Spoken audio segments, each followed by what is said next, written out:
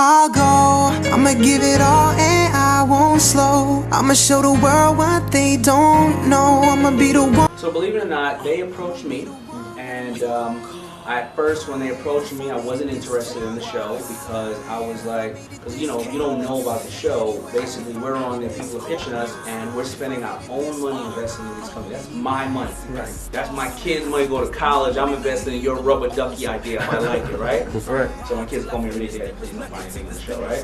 So I was like, man, I'm supposed to pay you. Pay to get on TV. I'm not doing that. Right. But again, me supposedly understanding and respecting brands, I realized that it was Sony putting out the show. Mark Burnett was the #1 producer in, I mean, he had Contender, Apprentice, The Voice, whatever the case is, right? And it's on ABC, right?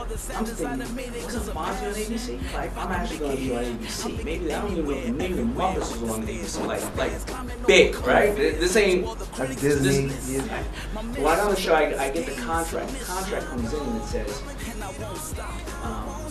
you can't do any of the shows. I wrote the show, I wrote that, listen, I need to be on 3 episodes of the show because I have some friends and these girls are cool with me and I'm mentoring them and they're moving to New York and they're doing a little cable show with them moving to New York. Meanwhile, it's the Kardashians. It's supposed to be the Kardashian show. And they said I couldn't, and ABC said I couldn't be on the show. So I said, well, I can't do this deal. And I remember Agent calling me saying, you want to really give up being on ABC to maybe be on 3 shows with some girls that nobody knows? You know, this is before the whole thing. And I said, you know what? I guess that's what you mix up about the celebrity thing. I'm not a celebrity. I'm a businessman, and I'm a man of my word and my honor. I can't do it. But believe it or not, you know, it's a small world. Like I said, in fashion is a small world. You know, a producer, I think, from ABC, one of the shows called over to, I guess, the Kardashians. I get a call about, you know, a day later. Yeah, Daymond, we don't need you on the Kardashian show. We're not even going to do it. And then ABC called me right back. So I heard you got fired.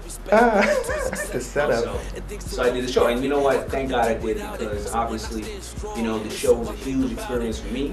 I learned way more probably than everybody else in the show. Even though I'm up there stabbing Mark Cuban and telling Barbara she got the biggest feet I ever seen in my life, I still, no matter what, learned an enormous amount from the show, as well as, you know, I had some companies that are going to be interesting. Awesome. Now, some people treat the show. Sometimes people look at reality shows or whatever and think that it's scripted, it's fake.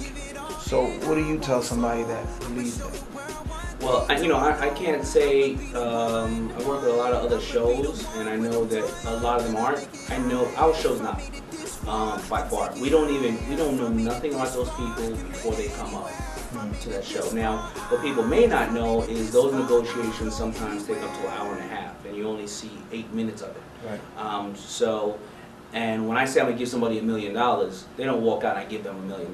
What happens is, I just met them.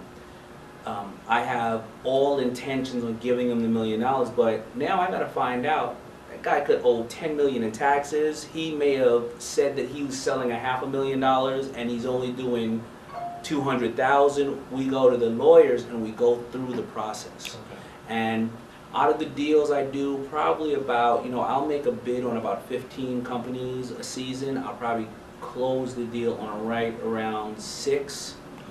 And then sometimes, you know, on the phone, I just don't like the guy or the person or the female. You know, they may just be, you know, I may get on the phone sometimes. I've heard people go, no, I know I did the deal with you on the show, but talk to my wife. She's the only one going to talk to you. What are you talking about? So, but it is reality. It's reality, you know, and the good thing about this show is 3 years in, you know, these people with social media, you can hit up anybody who you've seen on the show and they'll say, yeah, I'm still doing the deal, or they put the money in, but we lost the money. So, I mean, you can check up on it, you know. The show has a very strong history. And you see the show continuing for years, you see yourself on the show for years? I mean, I'm going to leave that up to the hands of the TV world. Will the show go for years and years? I would think so, because the show, it comes from a format it started in Japan, and went to London, and went to Canada, and it's like American Idol in Canada, in those places. It's called Dragon's Den. So the show is a license, you know, it's a partner with those, and history has shown that this is the 3rd year that after a while, 3 years in, people get it, and it blows up.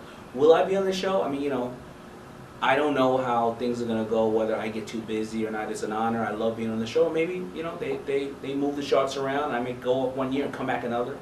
But I'm enjoying it now. Dope. Now on the show, do you invest? Are you comfortable investing in genres or industries that you're not comfortable with? Yeah, I'm comfortable investing in genres and industries I'm not comfortable with. If part of the investment is I'm bringing a team that does know. You know, so I may negotiate a deal with you for $500,000, but when we get to talking about it, I'll go, listen, you know what, I want to make sure I hire the CEO, or we agree upon the CEO, and I want to know who he is, and if I think that you can run that company properly, then that's cool with me, because to invest and have to jump in there and roll my sleeves up, yeah. I might as well just go put my money in the stock market on Apple and let them do what they do, right? So I really want you to run the business. I just want to have a sense of security that you're going to run that business and we're going to make a lot of money together. You know? So what can we expect this season? This season? Yeah. I think this season you can expect, obviously Mark Cuban is now a permanent Shark, so you know Mark Cuban has a huge ego, and he's unpredictable. Right. I don't know why Mark invests in certain things, right? You also have now, you know, Mark, Barbara, Kevin, and Robert, and we all have a little history with each other. So I remember the time that Robert snaked me, right? And he remembers when I snaked him. So now we're starting to harbor a little more animosity towards each other in the deals. There's a little bit more than just, yeah, I just want the deal. And it's like, remember when you got me? Right. I'm gonna get you for that. So we really, you know, they call it Shark Tank, and I never want the perception to be that the entrepreneur, I'm trying to shark him. Because if I go into a business with you, how does the relationship start if you already feel I'm jerking you, right? I want to be part of what you're doing, be part of your dream. But they call it Shark Tank because I will dig my teeth into any one of these other guys up here who are trying to take my paper, right? So I think that that's very interesting, as well as now the audience knows us. First 2 seasons, you didn't know what I was going to do. Where's the curveball going? So the audience comes in pissed at me sometimes. Like the guy who's coming to pitch already's mad at me. I'm like, yo, why you mad, son? I don't even know you, you know? And they already want to do a deal with Robert. Right. So you got to remember, you're coming on there, I know nothing about you, you know everything about me. Right. You know everything about Robert, Kevin, all of us, and you already now are manipulating us in a way more different way. So the show's it's getting hairy, which is good, obviously, for everybody else. Yeah. So let's jump off on the side a little bit.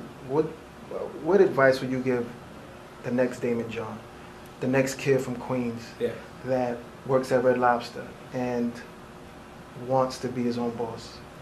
Oh, the next thing, the advice that I would give every entrepreneur that really wants to make it, and the problem is I don't know if I'm getting old like my granddaddy or I'm just starting to use all those old sayings, but and I hate to sound like that, is first of all, you have to be doing something you love.